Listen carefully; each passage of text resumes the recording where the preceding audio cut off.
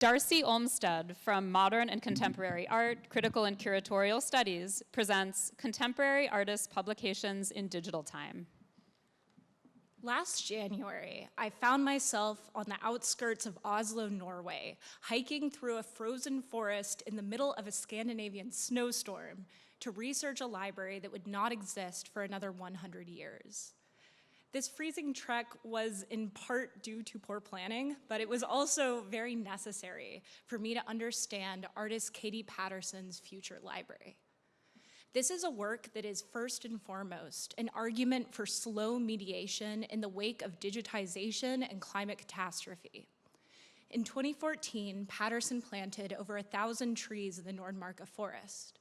These trees are to be left to grow until 2114, when they will be harvested and transformed into publications by various famous authors, such as Margaret Atwood. Until then, these authors' manuscripts are to be locked in a vault.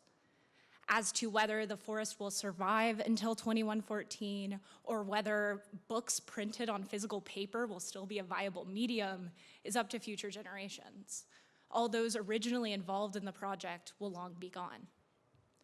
Some may consider the future library a strange addition to a thesis on artist publications. It is a work that cannot be read, let alone held or even seen. It is a work that does not yet exist.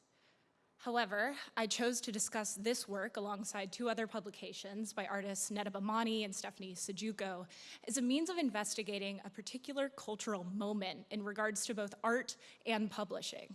That is, a moment of hyperspeed. Philosopher Byung-Chul Han coined the term hyperculture to describe a moment in which globalization and cyberspace have caused cultures to speed past any previous known origin or comprehensible order. I believe the book as a concept provides grounding. It allows for artists to engage with a new landscape of mass information and speed. And it's also and all of the issues that such a landscape encompasses. My thesis also serves to expand the definition of what an artist publication can be. These artists are turning books into code, into video, and entire forests. Their work also illustrates how the form of the book is being changed under the form of the internet and digital immediacy. Most importantly, these artists give an argument against the hypercultural condition.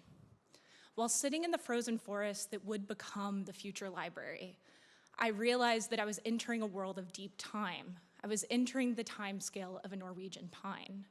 I was forced to leave the narcissism of digital immediacy and instead to slow down, to sit in the cold and demand nothing more.